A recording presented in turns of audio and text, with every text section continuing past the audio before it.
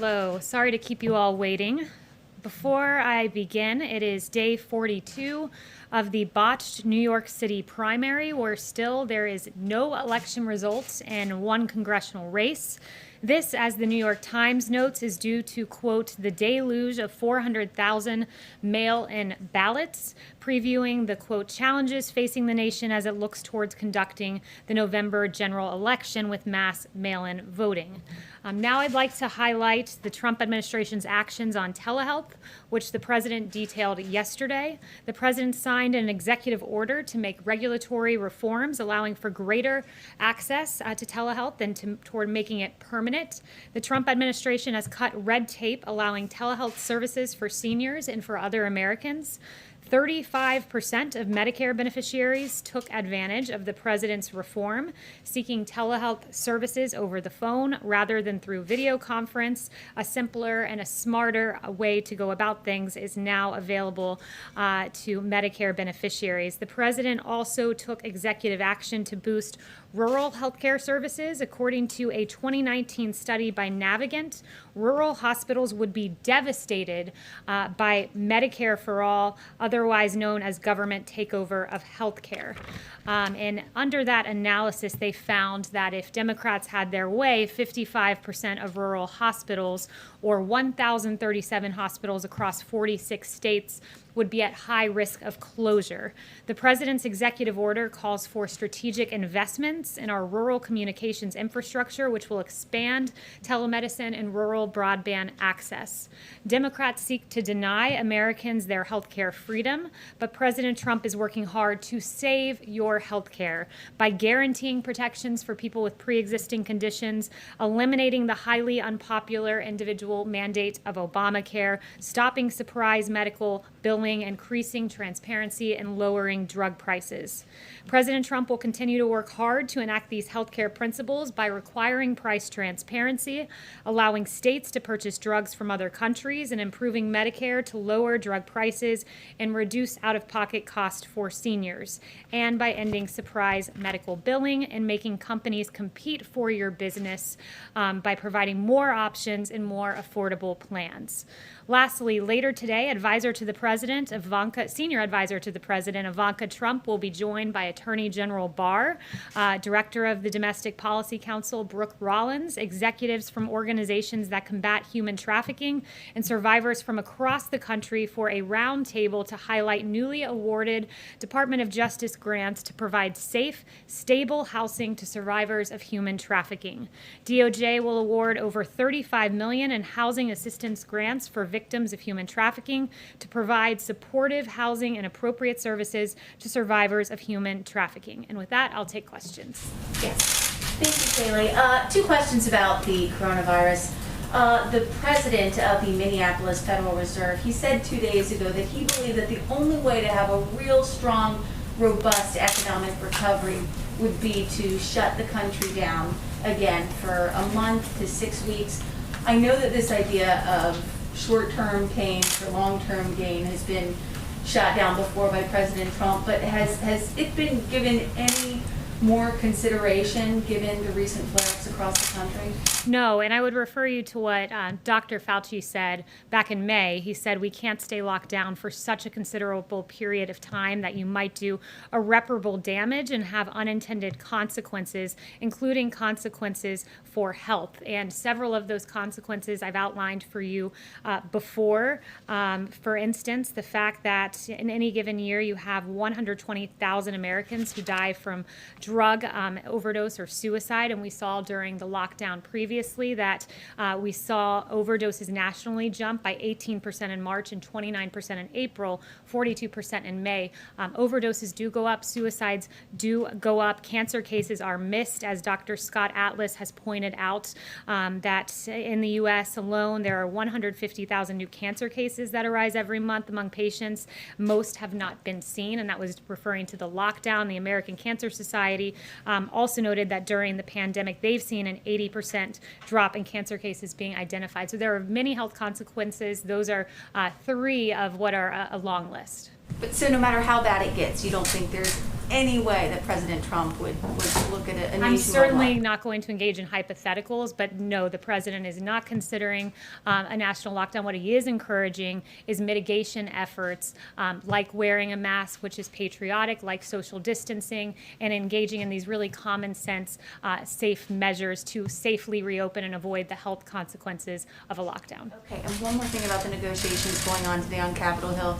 Given the amount of money that is involved, the amount of Americans that would be impacted by this next stimulus bill, why isn't President Trump more personally involved, or at least more visible in these negotiations? Well, he is through his chief of staff and through his secretary of the Treasury. He's regularly updated. I was just in the Oval Office with him, and the chief of staff was updating him on that very measure. But right now, the Democrats are being fundamentally unserious. They've offered no concessions. They've offered no plans. If anything, they're moving the opposite way. And to demonstrate their unseriousness, their $3 trillion plan, they've now said, oh, it needs to be $3.4 trillion, when the president has had a very narrow, specific focus right now. It's extending unemployment insurance. It's making sure Americans don't get evicted. And when Democrats, as I noted on Friday, were offered the Martha McSally bill, which would have been extending unemployment insurance for at least 7 days while these negotiations continue, that was rejected by Chuck Schumer, which should tell you exactly where Democrats stand. And it's against hardworking Americans who lost their jobs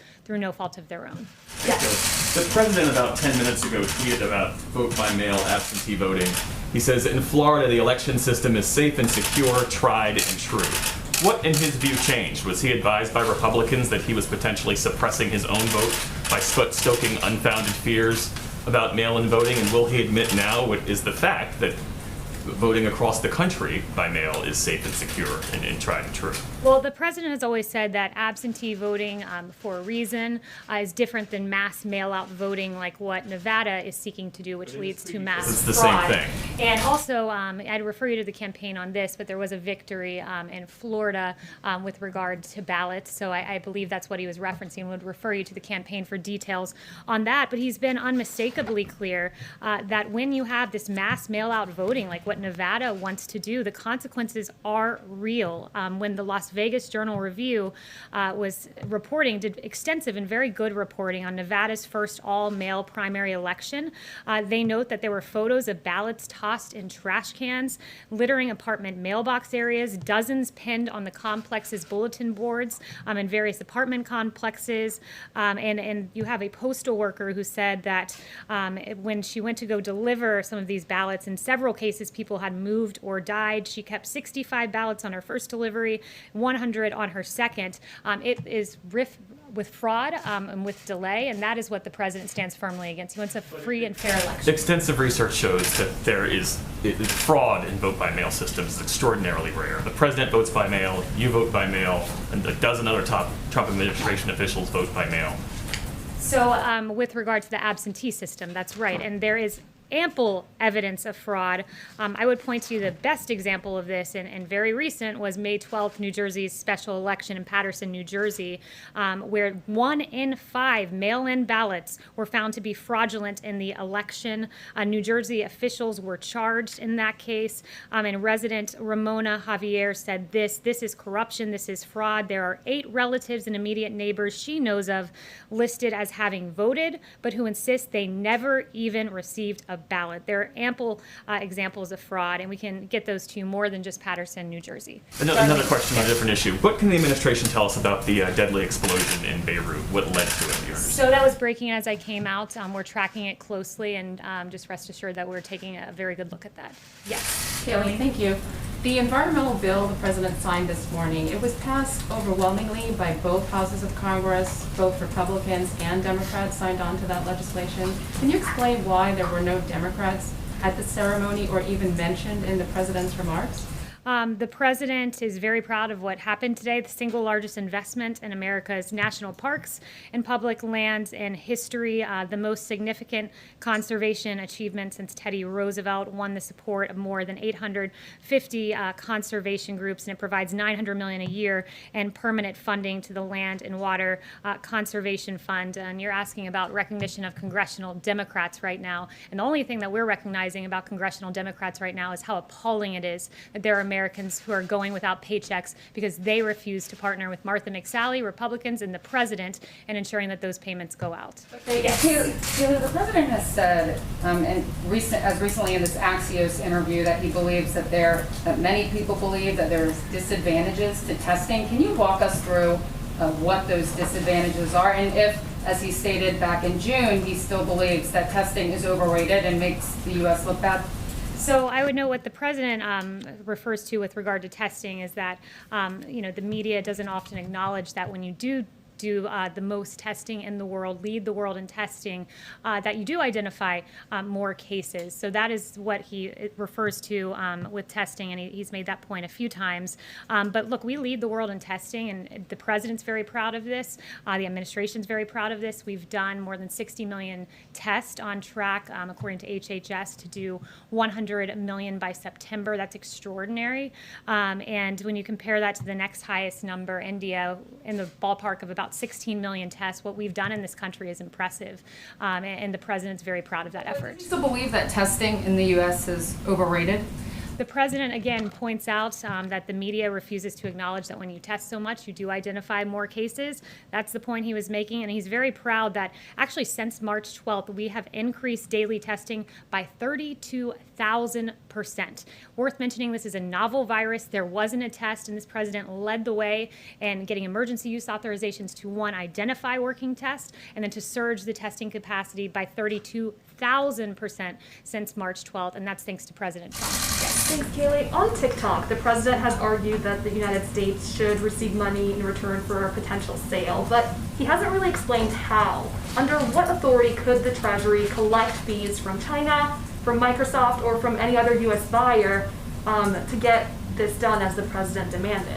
Yeah, so I'm not going to get ahead of the president on any official action, but he has made that point, and he and both Secretary Pompeo have said that the U.S. will take action in the coming days on Chinese apps, including TikTok, due to the national security risk. And we all agree that there needs to be a change, especially with TikTok collecting significant amounts of private data on users. It's unacceptable, but I won't get ahead of the president on what those actions look like. Yes, hi, thanks very much. I wanted to ask also on TikTok about Beijing has said that it may hit U.S. firms as a response. It sort of slammed this smash and grab of TikTok. What do you say to that in regard to China? And secondly, China has not complied with its commitments under the U.S.-China Phase 1 trade deal. We're reporting today that they've only completed 5%, for instance, of the energy purchases in this first half of the year. Can you just sort of say? Yeah, we encourage China to fulfill their obligations in the Phase 1 China deal and to fulfill their end of the agreement. But the president remains keenly focused on TikTok and protecting the private data of millions of people in this country. And PRC's, the People's Republic of China's laws require Chinese companies to cooperate with PRC security and intelligence services, enabling the CCP to access foreign user data. And what this means is that these entities ultimately answer to the CCP, which actively undermines U.S. interests and is hostile to American values and the rights of individuals. And the president will stand firmly against China on this. Can I just, yes, John? Thank you, Kayleigh. I wanted to ask you about the COVID relief bill. The president has suggested if there is no agreement that is reached, the president would act unilaterally. As you know, the power of the purse resides with Congress. So what would the president do unilaterally? Explain what he could do unilaterally as it relates to providing relief to American families and American businesses. Yeah, again, I won't get ahead of the president on determining what that action would look like or would be. I will leave that to him to determine. But what I would say is this, is, right now we have Secretary Mnuchin and Chief of Staff Mark Meadows once again asking Nancy Pelosi and Chuck Schumer to come to the table. The ball is in their court here. We've made at least 4 offers. They've made 0 offers. It's unacceptable for hardworking Americans. Kayleigh, on mail-in voting, which you talked about at the very top of the briefing, the president suggested yesterday that he has the right to write some sort of an executive order as it relates to mail-in balloting. Can you explain what would empower the president in the Constitution to take some sort of executive action as it relates to mail-in voting? Again, I won't get ahead of the president on his actions and what those actions would be, and I'm not going to engage in a hypothetical as to what the actions would be and what authorities they would be based upon for yet to be announced actions. But just to once again underscore the president's concern when you look at the delays in voting in Pennsylvania, a very good report by CBS, Zach Hudak. He got a quote from Luzerne County Manager David Pedri, who oversaw or who identified some of these delays that they saw in Pennsylvania with mass mail-in voting. And he said this, quote, "I have this nightmare of CNN, Fox, CBS, and everyone else waiting for these things to come in on election night, and we don't have them. It is very hard to speed up this process." And Luzerne's experience was replicated across the state. So as we've seen in Pennsylvania, as we've seen in New York, as we see across the country, the president's very concerned about delays and outright fraud. One final thing, Kayleigh, on TikTok, if I may. The president said yesterday in the briefing that took place right here in the briefing room, the United States should get a very large percentage of that price because we're making it possible, and that was referring to Microsoft's proposed purchase of TikTok. I've never heard of that before, and maybe you could explain that to me, how the government could get a percentage of a price of a private transaction. Again, Can you explain I'm not how? going to get ahead of the president again on this action.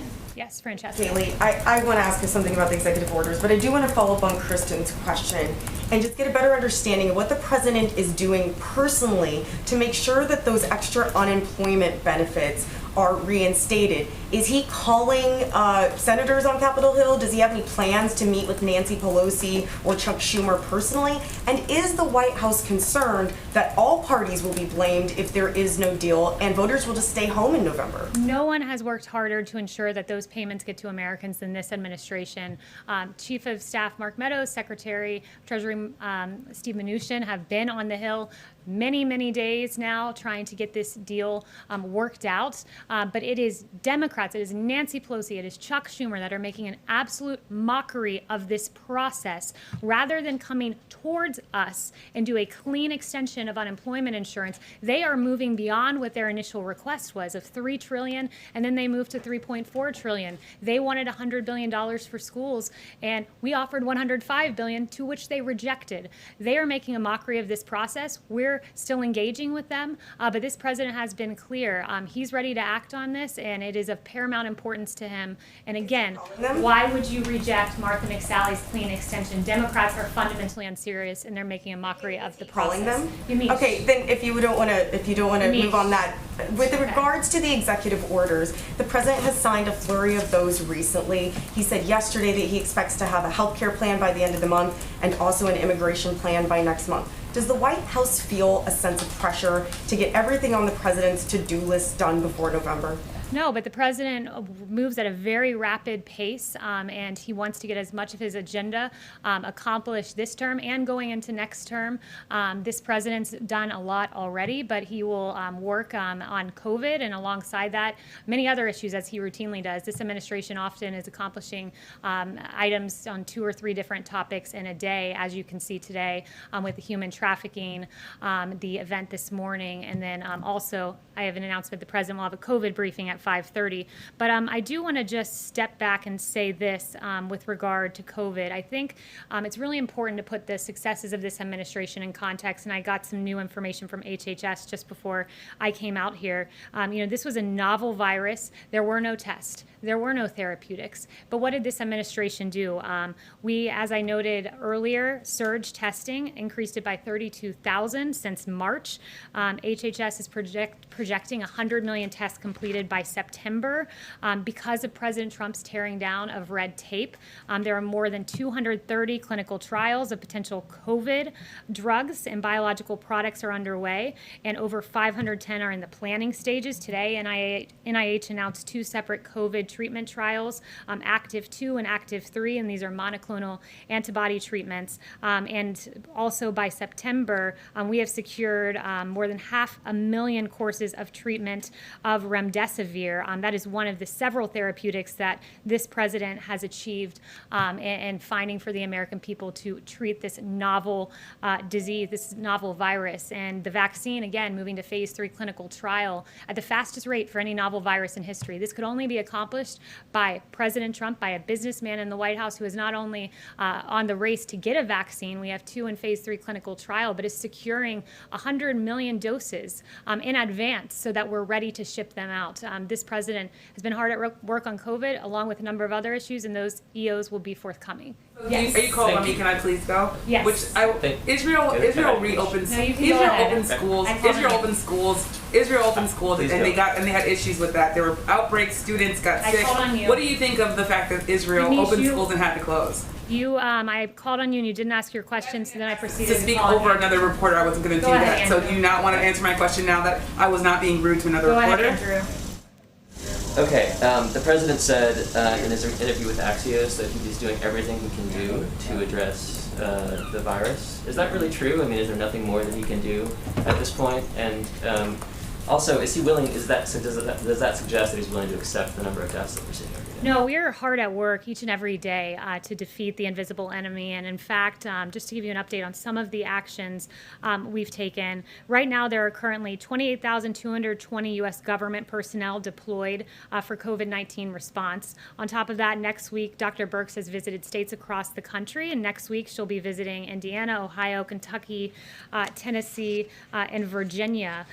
We're hard at work at, again, getting more EUAs for more treatments and therapeutics and testing. So every day we're rapidly looking at how we can make this the most robust response in the history of this country.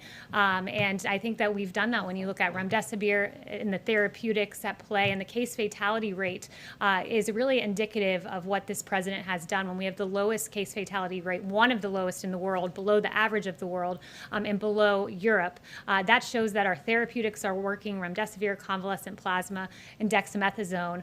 This president's hard at work, and he'll continue to work You're hard. doing everything Yes. that you can possibly do when there are still waits for getting test results back, when you have declined to impose a national mask mandate, when you're saying you won't shut down the entire country again.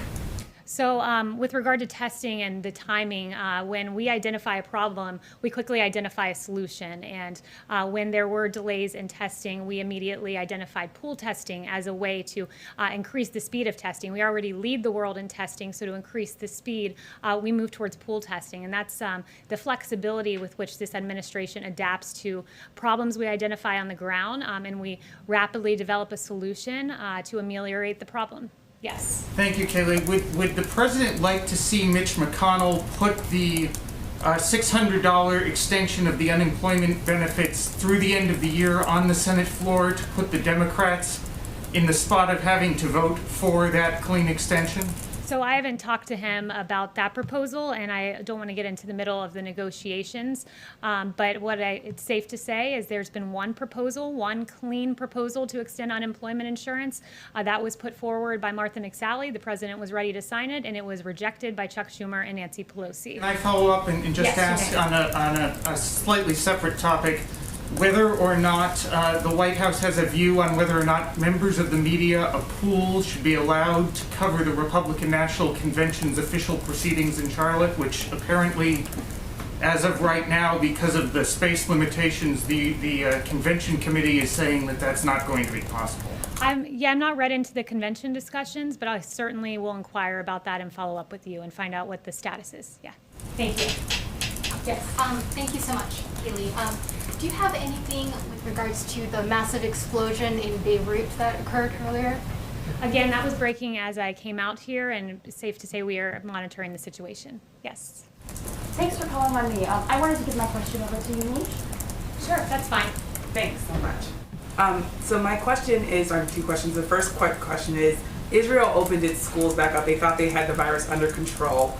That virus then spread and it became an outbreak. Students got sick. They had to close schools down. How worry you that what happened in Israel might happen here, given the fact that there are experts in Israel who say they made a mistake there? Well, I would refer to our experts, and CDC Director Robert Redfield answered about schools on the Hill last week, and he said this: I don't think I can emphasize it enough as the director of the Center for Disease Control, the leading public health agency in the world. It is in the public health interest that these K through 12 students get back to schools that are open for face-to-face learning. I want these kids back in school. It is paramount to the health of the child. The president just tweeted, you answered a question about this, mail-in voting or absentee voting, whatever you call it. He's saying that essentially it's the same thing. So why is it now something that can be done in Florida but not in other states? Why is that the appropriate thing to do? He's not saying, he's always made the distinction. Mass mail-out voting is with Nevada, where ballots are mailed en masse out to the voter rolls. So in a place like LA, for instance, where 112% of LA County is registered, ballots go out, and at least 12% of those we know are not active voters. So that is the distinction from absentee voting, which is where you proactively request an absentee ballot. There's a difference there, and the president repeatedly makes the difference. And he is also noting, as I told Jeff, you can follow up with the campaign on this, but there was a victory in the courts in Florida, and that's what he was referencing in the tweet. Yes. Thanks, Kayleigh. You mentioned extending the eviction moratorium and unemployment insurance. On Saturday, Trump tweeted, payroll tax cuts plus dollars. Is a payroll tax cut still on the table? The president would love to see the payroll tax holiday because it would in fact benefit low and middle income Americans the most. But right now his keen and laser focus is unemployment insurance and evictions. Those are the preeminent priority, especially with that Friday deadline that Nancy Pelosi missed. Chanel.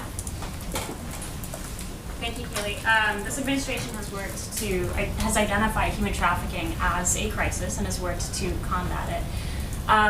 The National Center on Sexual Exploitation has identified TikTok, an online platform that enables sexual exploitation of young people, especially in America. Would this administration ever consider, if TikTok became a U.S. asset, would this administration ever consider rules or imposing rules that would help mitigate this risk against young people on the platform TikTok? Yeah, I haven't spoken to the president about that specific fact scenario, but absolutely it is a priority for this administration to combat human trafficking and the exploitation of children. So we would certainly take a close look at that. But I have not talked to him about that specific fact pattern. I would like to end just by highlighting a troubling trend that I think we've seen play out across the country, and I believe we have a few graphics to illustrate this. It pertains to the defund the police movement. And when you look at across the country, the ties of defunding the police with increases in violence, it's a cause for concern. As we saw in the beginning of this administration, violent crime was starting to come down, and then bring in the defund the police movement. In Los Angeles, you had LA Mayor Eric Garcetti proposing a cut of $150 million from the LAPD. LA Mayor Garcetti said this: it starts someplace, and we have to say we are going to be who we want to be, or we're going to continue being the killers that we are, was his quote in support of the defund movement. And as a result, we saw a 14% rise in homicides this year over last year. In Minneapolis, the defund the police movement was afoot as well, with a unanimous vote in Minneapolis City and their council to dismantle the police. And you had Minneapolis City Council member Jeremiah Ellison saying this is one action of many that we need to take on the road to a more equitable and just system that keeps people safe. In fact, it did not keep people safe. We've seen a 94% increase in homicides compared to last year in Minneapolis. And then finally in New York City, defund the police. You had the New York City Council voting to cut police budget by $1 billion. You had Congresswoman Alexandria Ocasio-Cortez saying defund the police means defunding the police. It does not mean budget tricks or funny math, so it wasn't enough for AOC. But you did have New York City Mayor Bill de Blasio saying we think it's the right thing to do. It was absolutely not the right thing to do, as we've seen a 177% increase in shootings from July 2019 in New York. When you defund the police, there are consequences, and that's where the Democrats of today stand, and unfortunately we've seen a corresponding rise in violence in these Democrat cities, and it's not acceptable. Thank you very much, and you'll see the president at 5:30. Kayleigh, can I ask you a question about Kodak?